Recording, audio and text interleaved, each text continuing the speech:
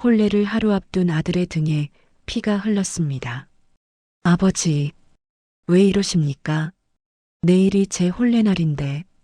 아들이 피눈물을 흘리며 물었습니다. 닥쳐라. 내가 하라는 대로 해. 아버지는 차가운 목소리로 채찍을 휘둘렀습니다. 25해를 함께 살며 한 번도 손찌검을 하지 않던 아버지였습니다. 그런 아버지가 하필 혼례 전날 아들의 등을 피투성이로 만들었습니다. 이 자식아, 내가 무슨 짓을 했는지 알기나 하느냐? 하지만 아들은 자신이 무슨 잘못을 했는지 알 수 없었습니다. 과연 아버지는 왜 혼례 전날 아들을 때렸을까요? 그 매질 속에 숨겨진 진짜 이유는 무엇이었을까요? 시작하기 전에 구독과 좋아요 꾹 눌러주시고 어디서 듣고 계신지 댓글로 남겨주세요. 한양에서 멀지 않은 마을에 박진사라는 양반이 살았습니다. 박진사에게는 외아들 하나가 있었지요. 이름은 준호. 나이 25에 훤칠한 총각이었습니다. 박진사는 아들을 무척 아꼈습니다. 부인이 아들을 낳다가 세상을 떠났기에 아들은 아버지에게 더욱 소중했지요. 준호야, 밥 먹었느냐? 준호야, 공부는 잘 되느냐? 아버지는 늘 아들을 걱정했습니다. 하지만 말수가 적고 표현이 서툰 사람이었습니다. 아버지, 제가 과거에 급제하면 기뻐하시겠지요? 그래. 아버지, 저 오늘 친구들과 놀러 가도 될까요? 가거라. 아버지의 대답은 늘 짧았습니다. 하지만 아들은 아버지의 사랑을 알고 있었습니다. 밤마다 아들의 방문 앞을 서성이는 발소리를 알고 있었고 아들이 아플 때 밤새 뜬 눈으로 지켜보는 아버지를 알고 있었으니까요. 세월이 흘러 준호에게 혼담이 들어왔습니다. 이웃마을 김진사 댁의 외동딸이었습니다. 아버지, 혼담을 받아도 될까요? 좋다. 감사합니다, 아버지. 준호는 기뻐했습니다. 신부를 본 적은 없었지만 소문으로는 어질고 착한 교수라고 했습니다. 혼례 날짜가 정해졌습니다. 보름 후였습니다. 준호는 설레는 마음으로 혼례를 준비했습니다. 숨겨진 비밀. 여러분, 하지만 준호에게는 남에게 말 못할 비밀이 있었습니다. 그것은 바로 그의 몸에 있는 흉터였습니다. 준호가 5살 때였습니다. 큰 병을 앓았지요. 온몸에 종기가 나고 고름이 흘렀습니다. 의원날이 제 아들을 살려주십시오. 아버지는 의원 앞에 무릎을 꿇었습니다. 제가 최선을 다하겠습니다. 의원은 밤낮으로 아이를 돌봤습니다. 다행히 준호는 살아났습니다. 하지만 병의 후유증이 남았습니다. 온몸, 특히 등과 가슴에 흉한 자국이 남은 것입니다. 울퉁불퉁하고 붉은 자국들이었습니다. 아버지, 제 몸이 이상해요. 어린 준호가 울먹였습니다. 괜찮다. 살아있는 것만으로도 감사하다. 아버지는 아들을 꼭 안아주었습니다. 세월이 흐르면서 흉터는 조금 옅어졌지만 완전히 사라지지는 않았습니다. 준호는 그것이 늘 걱정이었습니다. 혼례를 하면 신부가 내 몸을 보고 놀라지 않을까? 이 흉한 자국을 보고 싫어하지 않을까? 하지만 감히 아버지께 말씀드릴 수 없었습니다. 그저 혼자 걱정만 했지요. 혼례가 다가올수록 준호의 마음은 무거워졌습니다. 혼례 전날 아침부터 집안이 분주했습니다. 하인들은 이것저것 날랐고 음식을 준비하고 집안을 치웠습니다. 준호는 방에서 혼례복을 입어보았습니다. 거울 앞에 선 자신의 모습이 낯설었습니다. 내일이면 장가를 가는구나. 설레기도 했지만 걱정도 되었습니다. 첫날 밤에 신부가 내 몸의 흉터를 보면 준호는 한숨을 쉬었습니다. 그때 방문이 열렸습니다. 준호야, 아버지였습니다. 예, 아버지. 나 좀 따라오너라. 어디로요? 묻지 말고 따라와. 아버지의 목소리가 이상했습니다. 평소보다 더 차갑고 딱딱했습니다. 준호는 불안한 마음으로 아버지를 따라갔습니다. 아버지는 사랑채 뒤편으로 갔습니다. 사람들 눈에 띄지 않는 곳이었지요. 아버지, 무슨 일이십니까? 옷을 벗어라. 예, 옷을 벗으라고 했다. 아버지의 목소리가 높아졌습니다. 준호는 당황했습니다. 하지만 아버지의 명을 거역할 수 없었습니다. 떨리는 손으로 웃옷을 벗었습니다. 등과 가슴의 흉터가 드러났습니다. 아버지는 그것을 한참 바라보았습니다. 그리고 갑자기 방으로 들어가더니 무언가를 들고 나왔습니다. 긴 회초리였습니다. 아버지, 그게 무엇입니까? 엎드려라. 예, 엎드리라고 했다. 준호는 믿을 수 없었습니다. 평생 한 번도 매를 들지 않던 아버지가, 아버지, 제가 무슨 잘못을, 닥쳐라. 내가 하라는 대로 해. 아버지의 눈빛이 무서웠습니다. 준호는 어쩔 수 없이 엎드렸습니다. 회초리가 준호의 등을 내리쳤습니다. 으윽! 준호는 비명을 삼켰습니다. 휙! 탁! 탁! 매는 계속되었습니다. 한 대, 두 대, 세 대. 아버지, 제발, 왜 이러십니까? 준호는 울먹였습니다. 조용히 해. 소리내지 마. 아버지는 더욱 세게 매를 들었습니다. 피가 배어나왔습니다. 등이 찢어지는 것 같았습니다. 준호는 이를 악물었습니다. 내가 무슨 잘못을 했길래. 혼례 전날인데. 왜 이러시는 거지? 매질은 한참을 계속되었습니다. 준호의 등은 피투성이가 되었습니다. 마침내 아버지가 회초리를 내려놓았습니다. 일어나거라. 준호는 비틀거리며 일어났습니다. 온몸이 떨렸습니다. 아버지는 약통을 꺼냈습니다. 이것을 바르거라. 준호는 대답하지 않았습니다. 원망과 분노로 가슴이 찼습니다. 내일 혼례 때는 이 자국이 있을 것이다. 아버지가 말했습니다. 만약 신부가 묻거든. 아버지가 때려서 생긴 자국이라고 말해라. 예. 준호는 고개를 들었습니다. 아버지가 화를 내서 혼례 전날 매를 맞았다고 해라. 아버지, 그게 무슨, 묻지 말고 그렇게 해라. 아버지는 방으로 들어가 버렸습니다. 준호는 그 자리에 멍하니 서 있었습니다. 원망. 여러분, 준호는 방으로 돌아와 누웠습니다. 등이 너무 아팠습니다. 하지만 몸의 아픔보다 마음의 아픔이 더 컸습니다. 아버지가 왜 저에게 이러시는 거지? 혼례 전날에 매를 때리시다니. 준호는 천장을 바라보며 눈물을 흘렸습니다.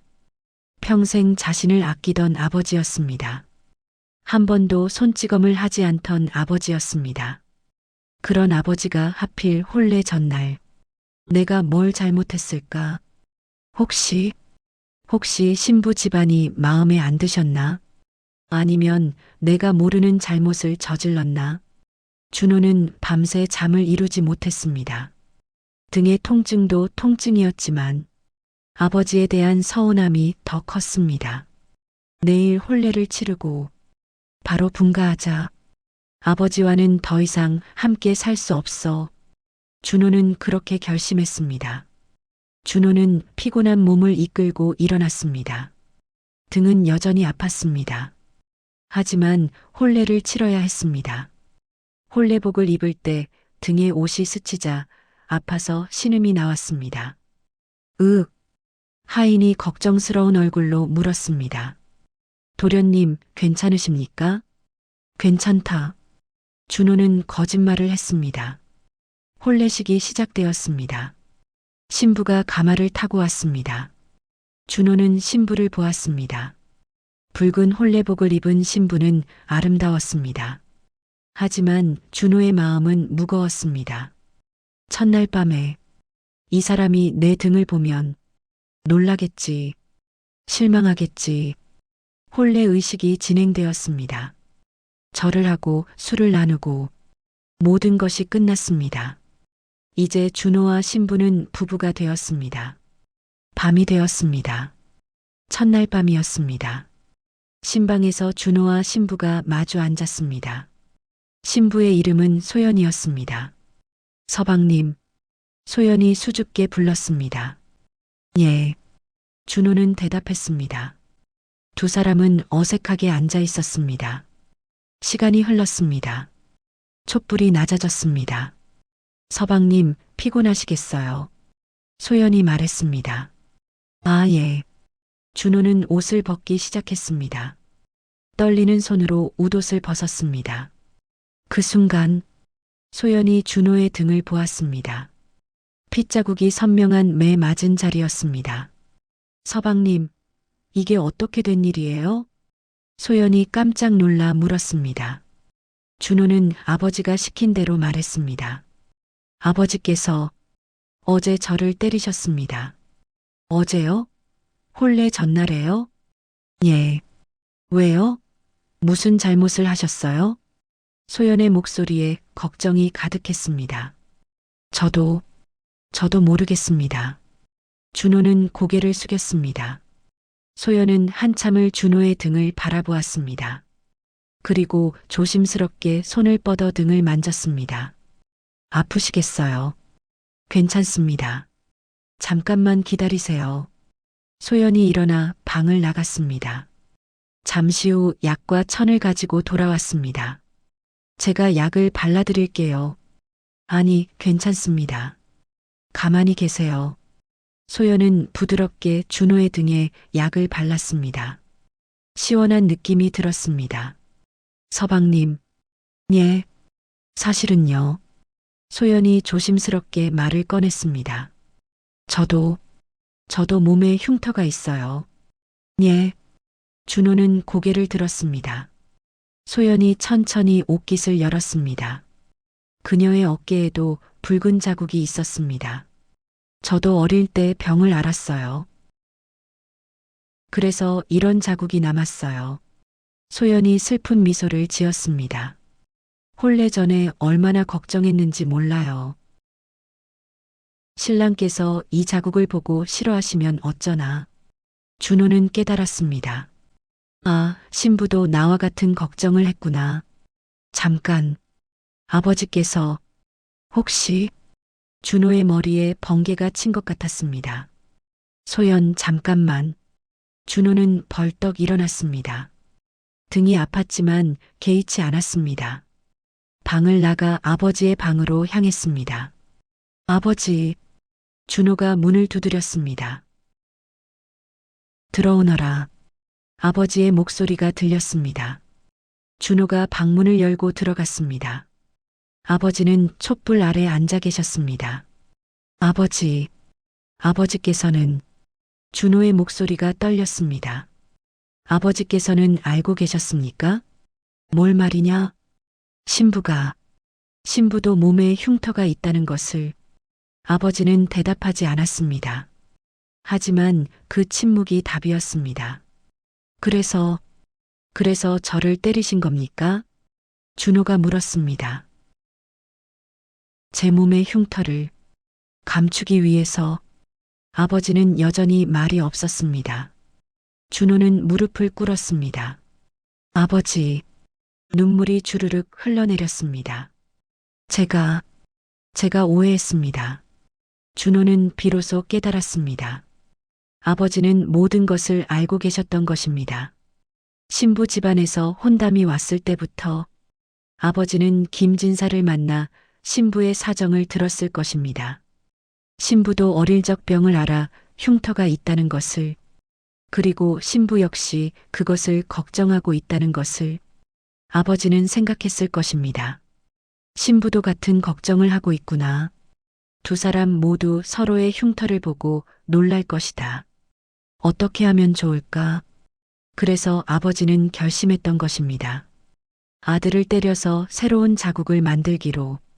어릴 때 병으로 생긴 옛 흉터 위에 아버지가 때려서 생긴 새 자국을 덮어 씌우기로 그러면 아들이 신부에게 말할 수 있을 것입니다. 이것은 아버지가 때려서 생긴 자국입니다. 병 때문이 아니라 매 때문이라고. 그러면 신부도 마음이 편할 것입니다. 아, 이분도 나처럼 흉터가 있구나. 나만 그런 게 아니구나. 서로 같은 처지구나. 아버지는 그것을 위해 평생 들지 않던 매를 들었던 것입니다. 사랑하는 아들의 등에 피를 내면서 고백, 아버지. 준호는 아버지 앞에 엎드렸습니다. 불효자를 용서하십시오. 일어나거라.